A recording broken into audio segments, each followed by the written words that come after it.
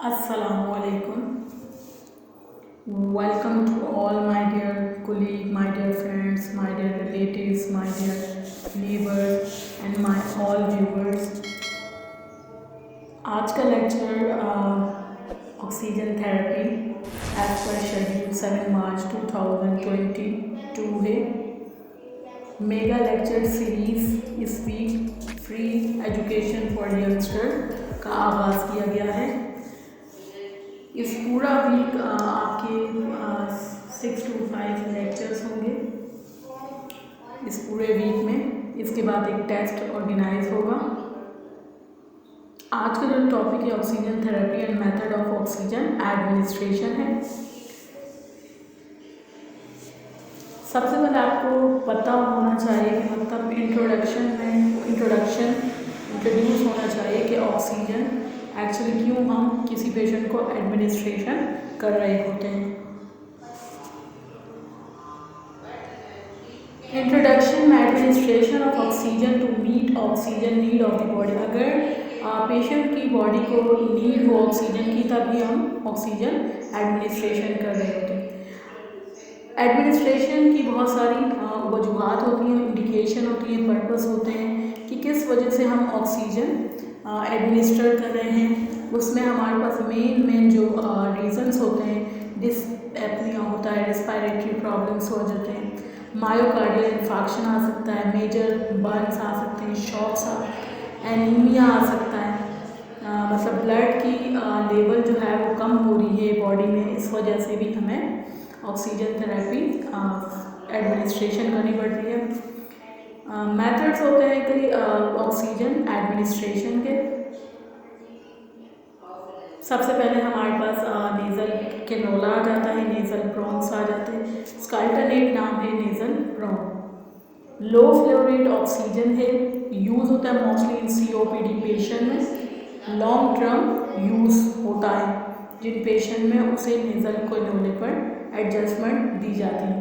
Flow rate इसका 1 to 6 litre per minute होता है। ऑक्सीजन कंसनट्रेशन 24 to 44% हम इसमें पेशेंट को दे सकते हैं। अब यहाँ बहुत सारे बच्चे जो है वो गड़बड़ेशन कर देते हैं एज़मा और COPD में। हालांकि दोनों मतलब मिक्स कर देते हैं लोग, हालांकि दोनों डिफरेंट डिजीज़ हैं। अगर आप एज़मा की बात करते हैं तो एयरवे इन्फ्लेमेशन होने की वजह से उसे एज़मा कहा जाता है। और COPD हमारी लंग से रिलेटेड कोई भी डिज़ीज़ लंग से रिलेटेड जो हमारी डिज़ीज़ है COPD, मतलब हमारा हाइपरकैप्निया या हमें ज़्यादा ऑक्सीजन की नीड रहती है, वो हमारा COPD में गिना जाता है। अब COPD में भी फर्दर 2 कैटेगरीज हैं, एक ब्रोंको डायलेटर से जो कि ब्रोंक्यूल से रिलेटेड है, और सेकंड उसमें हमारा एम्फाइसीमा है जो रप्चर ऑफ द अल्वोलाई है। सबसे पहले आपने चैनल को सब्सक्राइब करना है, लाइक करना है, शेयर करना है। सेकंड थिंग आपको ये बताना है कि आपने इसके साथ नोट डाउन करते रहना है, क्योंकि इसमें बहुत सारी चीज़ें हैं जो आपको स्क्रीन पे शो नहीं हो रही होंगी, लेकिन उसमें आपको मेरी वॉइस आप तक चल रही होगी कि मतलब आपको नोट डाउन साथ साथ करना पड़ेगा। कुछ ऐसी चीज़ें मैं आपको बताऊंगी जो आपने नोट डाउन करनी पड़ेगी। सेकंड हमारे पास नेज़ल कैथेटर आ जाता है। Nasal catheter most common method है, यूज़ होता है हॉस्पिटल में। अच्छा, इसकी जो है चेंज को नेज़ल जो कैथेटर है ये आपको स्क्रीन पे शो होगा इस तरह का नेज़ल कैथेटर होता है। इसकी जो पोजीशन है आफ्टर 8 आवर्स हमें चेंज करनी पड़ती है। अच्छा, ये बहुत पहले यूज़ होता था, अब बहुत ज़्यादा कम यूज़ होता है। फ्लो रेट इसका 1.6 लीटर पर मिनट है। कंसंट्रेशन इसकी बिल्कुल सेम है नेज़ल कैनोला की, जैसे मतलब 24 to 44% इसमें भी सेम एज नेज़ल कैनोला है। और इसके बाद हमारे पास फेस मास्क आते हैं। फेस मास्क हमारे पास 4 टाइप्स के होते हैं। Face mask simple face mask, partial face mask, non breather mask और venturi mask. Simple face mask जो है वो शॉर्ट टर्म यूज़ के लिए इमरजेंसी साइड पर यूज़ किया जाता है। फ्लो रेट इसका 5 to 8 लीटर पर मिनट होता है। ऑक्सीजन कंसंट्रेशन 40 to 60% होती है। तो नेज़ल कैनोला और नेज़ल कैथेटर में 24 to 44%, सिंपल फेज मास्क में हमारे पास 40 to 60%। मिनिमम फ्लो रेट जो है हम फेज मास्क में 5 लीटर से स्टार्ट करते हैं। अगर 5 लीटर से पहले हमें चाहिए तो हम प्रेफर करते हैं कि नेज़ल कैनोला या नेज़ल कैथेटर यूज हो, लेकिन हॉस्पिटल साइड में आप देखेंगे नेज़ल कैनोला आपको ज़्यादा मिलेगा। इसके बाद आ जाते हैं पार्शियल फेस मास्क। ये हमारा दूसरा फेस मास्क है। अच्छा, इस मास्क में रेजर वाइड बैग होता है। अच्छा, इसमें एक ये बात है कि मतलब अलाउ करता है 1 to 3rd portion of the exhale air to breathe flow rate. 1/3 person जो इसका ऑक्सीजन आप एक्सेल करते हैं एयर, मतलब जो बैग में होता है, जो इसका पार्शियल रेजर वाइड बैग है उसमें 1/3 जो पार्ट है इसका वो इसमें रहता है। जब आप रीब्रीथ कर रहे होते हैं तो आपको 1/3 पार्ट जो है जो बैग में होता है वो आपको एक्सलेशन प्रोसेस में आपकी मदद फराहम करता है। जबकि आप तीसरे नंबर पे नॉन रीब्रीदर मास्क देखेंगे, वो प्लास्टिक मास्क है, रेजर वाइड बैग उसके साथ भी है। अक्सर लोग पार्शियल फेस मास्क और नॉन रीब्रीदर मास्क में कंफ्यूज हो जाते हैं। हालांकि बात ऐसी है कि पार्शियल फेस मास्क जो हमारे पास है उसमें रेजर वाइड बैग होता है, लेकिन वो 1/3 पार्ट जो है वो रेजर वाइड बैग में अपने एक्सलेशन के साथ वापस अंदर इनहेल कर लेता है। जबकि नॉन रीब्रीदर मास्क जो है वो हमारे पास कंसिस्ट होता है 1 वे वॉल्व। अब इसमें खास बात ये कि इसमें 1 वे वॉल्व होता है जो कि प्रिवेंट करता है room air and exhale air into bag के अंदर, मतलब बैग के अंदर वो रखता है, रीब्रीथ के साथ वो अंदर नहीं जाती जो हमारे बैग में मौजूद है। Non breather mask oxygen method of highest percentage oxygen concentration है डिलीवरी सिस्टम के लिए। फ्लो रेट इसका हमारे पास 10 to 15 लीटर पर मिनट होता है। ऑक्सीजन कंसंट्रेशन 95 to 100% होती है। ज़्यादातर कोविड के पेशेंट में अभी ये ज़्यादा चला है non breather mask. 4th number पे हमारे पास वेंचुरी मास्क आ जाता है। इसे ईयर इंटरटेनमेंट मास्क भी कहा जाता है। Most accurate fix oxygen concentration है, डिलीवर करता है। फ्लो रेट इसका 2 to 15 लीटर पर मिनट होता है। और इसमें एक ख़ास बात यह है कि ये जो इसमें वेंचुरी एक लफ्ज़ वेंचुरी मास्क वेंचुरी से निकला है जिसमें इनहेलेशन करता है रूम एयर को। अब इसमें कंसंट्रेशन जो है 24 to 60% होती है। इसमें adapter, colourful adapter base use होते हैं, jet adapter, blue, white, orange, yellow, red, green. 2 litre to 15 litre तक है। 20 कंसनट्रेट अगर आप फ्लो रेट में लेंगे तो 2 लीटर पर मिनट से 15 लीटर पर मिनट, और ऑक्सीजन कंसनट्रेशन में देखेंगे तो 24% to 60% आपको ये वेंचुरी मास्क फराहम करता है। आप मास्क का तो आपको समझ आ गया, लेकिन जब आप हॉस्पिटल साइड जाएंगे तो आपको पल्स ऑक्सीमीटर दिखेगा। पल्स ऑक्सीमीटर अब आप जो है पल्स ऑक्सीमीटर से ही मालूम कर सकते हैं कि पेशेंट की सैचुरेशन क्या चल रही है, उसे ज़रूरत है नहीं है ऑक्सीजन की। वैसे तो एबीजीज करना लाजिम है, वो तो लाजमी है, लेकिन पल्स ऑक्सीमीटर का भी आपको पता होना लाजमी है। मेजर करता है arterial oxy haemoglobin saturation. Oxy मतलब ऑक्सीजन, हीमोग्लोबिन मतलब रेड ब्लड सेल, सैचुरेशन को डिटेक्ट करता है। फंक्शन एज अ स्पेक्ट्रोफोटोमेट्री, मतलब फोटोमेट्री के ज़रिए आपको एग्जैक्ट सैचुरेशन बताता है। ये डिस्प्ले करता है सैचुरेशन और पल्स ऑक्सीमीटर आप देखेंगे वो साथ में आपका हार्ट रेट भी बताता है और आपकी सैचुरेशन भी बताता है। प्रेफर आपको ज़्यादा करना है इंडेक्स फिंगर में। आपने सबसे पहले इंडेक्स फिंगर्स में पल्स ऑक्सीमीटर लगाना है। अगर कोई ऐसा मसला है तो आप मिडल में लेंगे, इसके बाद आप रिंग फिंगर पर आएंगे। अच्छा, अब पल्स ऑक्सीमीटर जो है वो चाइल्ड या न्यूनेट में यूज़ नहीं होता। चाइल्ड या न्यूनेट में पल्स ऑक्सीमीटर यूज़ नहीं होता। चाइल्ड में एडहेसिव सेंसर यूज होता एडेसिव सेंसर चाइल्ड में यूज़ होता है, पल्स ऑक्सीमीटर यूज़ नहीं होता। ये यहाँ पर मेन क्वेश्चन है, ये आपने याद रखना है, चाहे तो नोट कर लें। इसके अलावा एक अदर क्वेश्चन यहाँ पर है लेरिंजोस्कोप। लेरिंजोस्कोप क्या है? जैसे कि आप ऑक्सीजन एडमिनिस्ट्रेशन की बात कर रहे हैं तो आपको ये पता होना चाहिए कि ऑक्सीजन जो ये मेन प्रोसेस है, हम फेस मास्क वगैरह पढ़ेंगे, हमारे पास नॉन इन्वेजिव है। जबकि हम जब इन्वेजिव प्रोसेस में जाते हैं तो हम लेरिंजोस्कोप से एक क्वेश्चन आपको बताऊँगी। लेरिंजोस्कोप जो है हमारे पास प्लेट टाइप होता है, ये विजुलाइज करता है हमारे लैरिंग्स को और यूज़ होता है ईटीटी ट्यूब के लिए। ईटीटी ट्यूब एडजस्ट करने के लिए पेशेंट को जब हम बेड पे लेते हैं तो विजुलाइज करता है ये हमारा लैरिंग्स, जिसके ज़रिए ईटीटी ट्यूब फिक्स होती है।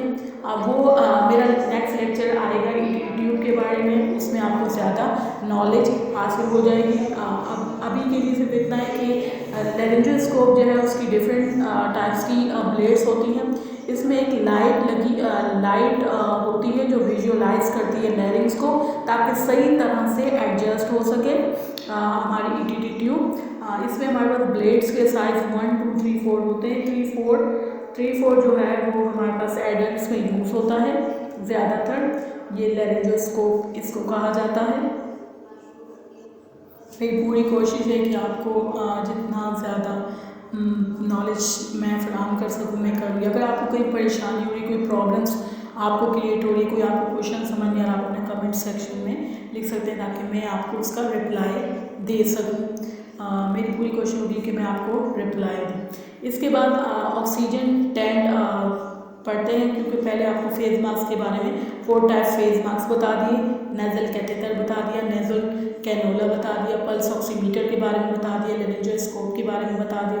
अब हमारे पास ऑक्सीजन टेंट है। ऑक्सीजन टेंट जो है वो ज़्यादातर पीडियाट्रिक में यूज़ होता है। फ्लो रेट इसका 10 to 15 लीटर पर मिनट है। ऑक्सीजन कंसनट्रेशन जो है 80 to 90% है। अब ऑक्सीजन टैंक्स पीडियाट्रिक्स में इसलिए यूज़ होता है कि अब जैसे एडल्ट्स जो है वो तो लगा लेते हैं नेज़ल कैनोला या फेस मास्क। अब बच्चों में थोड़ा प्रॉब्लम्स होता है, इस वजह से उनको ऑक्सीजन टैंक में रखा जाता है ताकि वो सही से कंफर्टेबल रहे।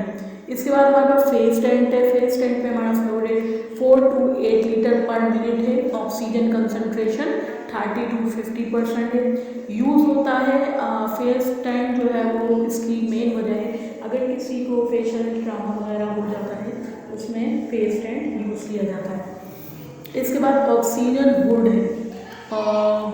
ऑक्सीजन हुड जो है वो प्लास्टिक डोम शेप टाइप होता है, इनक्लोज होता है। इन्फेंट्स का जो हेड है वो उसमें इनक्लोज किया जाता है, बंद किया जाता है ताकि उनको हेड साइड जो है उनको ऑक्सीजन सही मिल सके।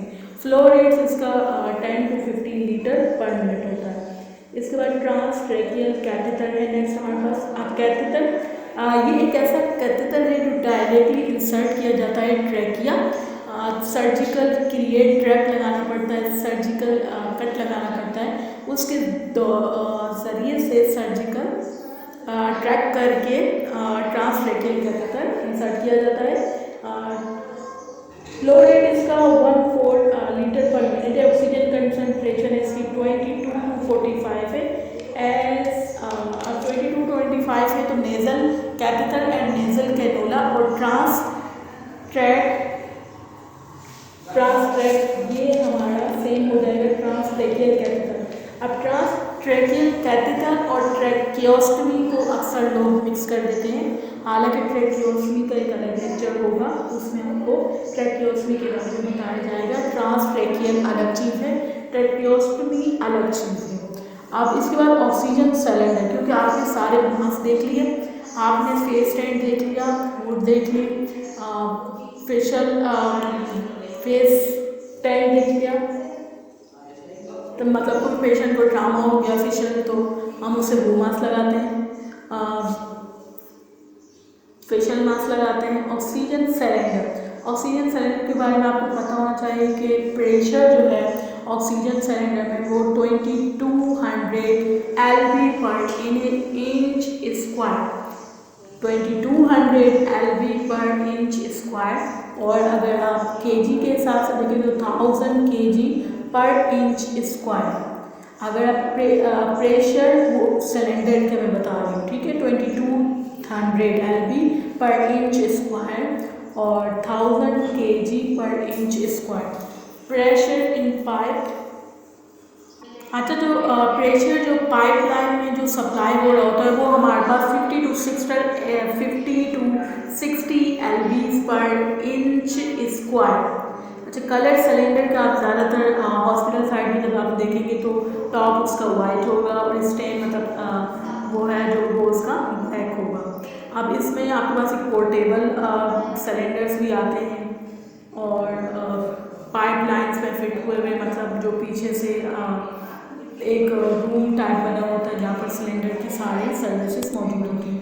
लेकिन आप कहीं इंटरव्यू देने के लिए जाते हैं, आप कहीं ऐसी जगह जाएं, आपको सिलेंडर के बारे में भी क्वेश्चन पूछ सकते हैं, इसलिए आपकी नॉलेज में होना चाहिए कि ऑक्सीजन सिलेंडर का क्या प्रेशर होता है, प्रेशर पाइपलाइन में क्या होता है, ये सब आपको पता होना लाजमी है।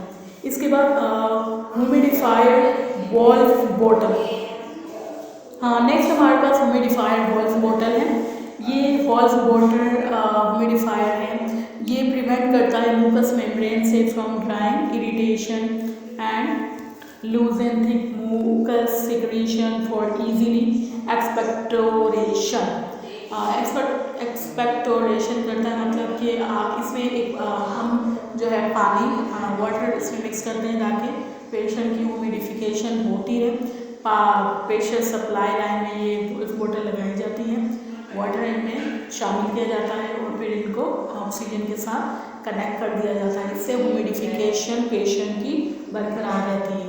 अब वॉल्व बॉटल और सिलेंडर में जो valve bottle type parameter barometer लगा होता है, अक्सर लोग इनको मिक्स कर देते हैं, लेकिन मिक्स नहीं है।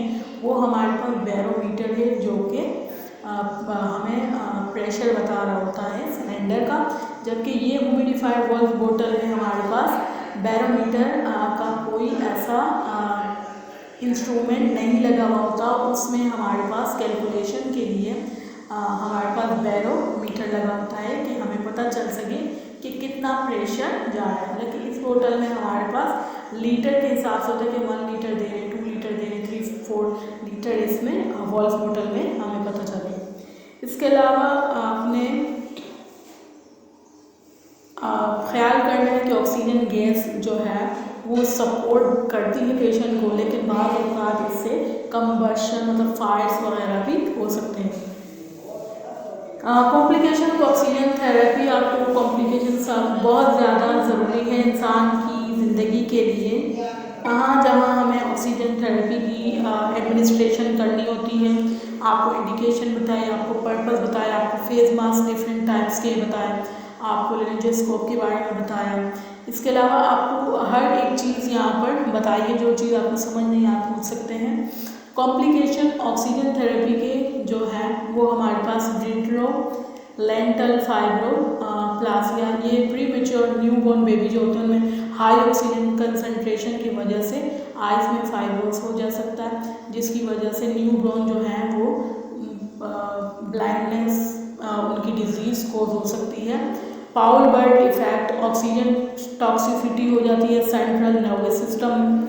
और एक थर्ड हमारे पास है लॉरेन स्मिथ इफेक्ट, इसमें oxygen toxicity in pulmonary system में इफेक्ट हो जाता है ऑक्सीजन टॉक्सिसिटी की वजह से। इसमें एक बहुत बेस्ट पिक्चर जो है इनकी वो मैंने आपको शेयर कर दी है स्क्रीन पर, उसमें आप पढ़ेंगे तो आपको फर्दर और ज़्यादा समझ आ जाएगा। वैसे इनका एक रेट्रो लेंटल फाइब्रो प्लासिया जो है वो मेन बात याद करें, प्री मेच्योर न्यूबॉर्न बेबी में हाई ऑक्सीजन कंसंट्रेशन की वजह से पेशेंट का जो बेबी है न्यूबॉर्न है उसमें ब्लाइंडनेस होने का खतरा है।